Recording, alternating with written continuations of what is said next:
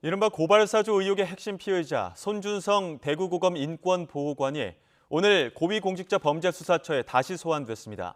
공수처로선 고발장 작성자와 전달 경로를 특정하는 게 숙제인데 최근 수사에 착수한 판사 사찰 문건 의혹과 관련해서도 조사가 이루어질 거란 관측이 나옵니다. 취재기자 연결합니다. 손효정 기자. 네, 고위공직자범죄수사처입니다. 네, 손준성 검사에 대한 조사 계속 이어지고 있죠? 네, 공수처는 오늘 오전 10시쯤 손준성 검사를 피의자 신분으로 다시 불러 조사하고 있습니다.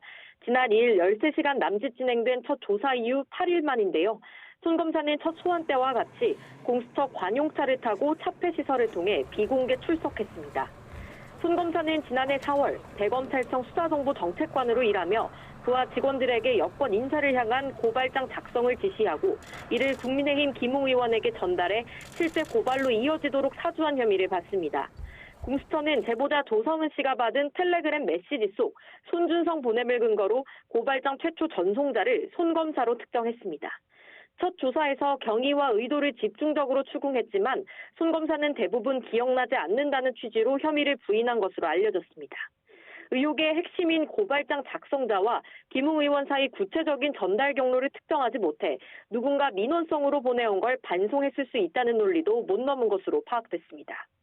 다만 공수처는 최근 이번 사건의 진상을 별도로 조사해온 대검 감찰부를 여러 차례 추가 압수수색했는데요. 또 당시 손 검사 밑에서 일했던 현직 검사 2명도 함께 피의자로 입건하고 조사해왔습니다.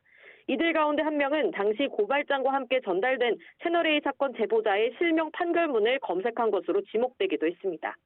이들의 진술과 대검 감찰부 압수수색 등에서 의미 있는 증거를 확보했다면 오늘 손 검사 조사에서 혐의 입증에 진전이 있을 수 있습니다.